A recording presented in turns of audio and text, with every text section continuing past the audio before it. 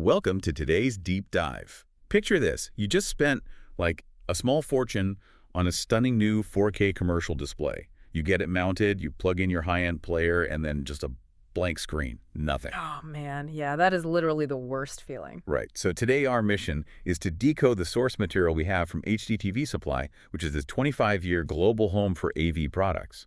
We are looking at their Javelin AT-ETU-SYNC EDID Emulator.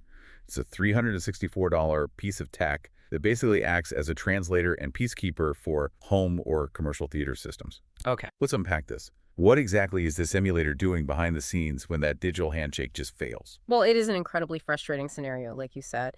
And the root physical cause almost always comes down to a voltage drop on the 5-volt and hot plug detect pins. Because in a lot of serious setups, you are routing cables through complex matrices or running them over massive distances.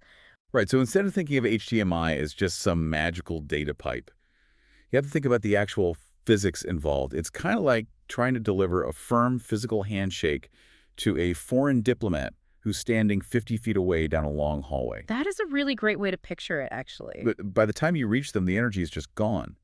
So over a massive cable run, that 5-volt signal degrades so much that the source device literally doesn't even know a screen is plugged in, right? Exactly. What's fascinating here is how the Javelin device manages that ED data.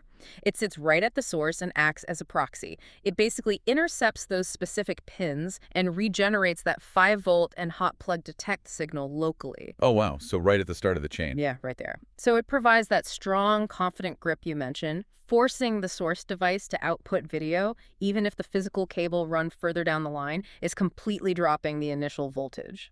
Okay, but here's where it gets really interesting.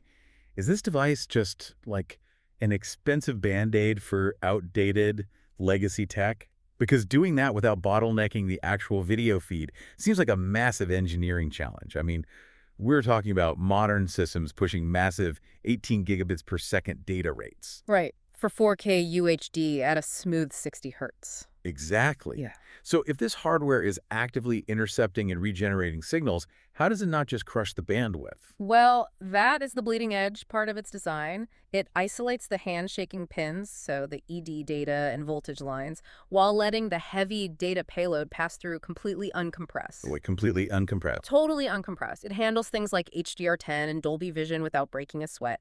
It actively maintains the physical connection on one channel while leaving that massive data highway completely untouched. I mean, it even passes through high-end multi-channel audio like Dolby Atmos and DTS:X. So it's regenerating the weak signals, but passing the heavy stuff right on through. Exactly. So older tech, like legacy cable boxes, can play nicely with newer systems without altering a single bit of the actual media. And isolating that handshake has to be critical when you factor in HDCP 2.2 compliance, right? We all know how punishing that specific anti-piracy protocol is. Oh, absolutely punishing. Because if the timing of that handshake is off by even like a fraction of a second, the protocol intentionally kills your video feed just to prevent unauthorized copying. Right, and that is exactly where the Javelin earns its price tag. It successfully satisfies that incredibly strict HDCP timing locally.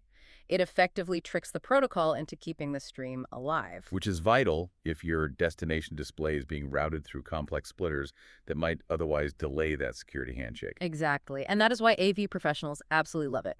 Looking at the practical application, it is this tiny 1-inch tall enclosure powered entirely via USB. Oh, so you don't even need to hunt for an extra wall outlet.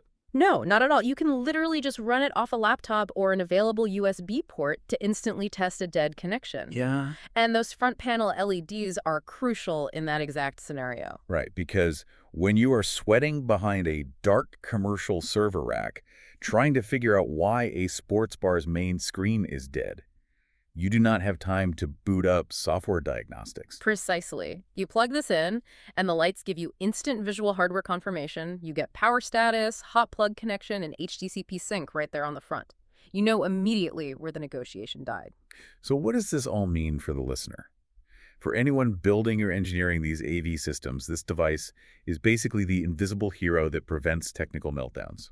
It really is an active required failsafe to keep modern high-bandwidth streams totally stable. And, it leaves you with a fascinating paradox to consider. Oh. Think about it. If our so-called simple video cables now require dedicated, highly sophisticated digital diplomats just to negotiate a basic connection between a screen and a player, Yeah. what does that say about the hidden fragility of our increasingly interconnected high-tech world? That is a great point.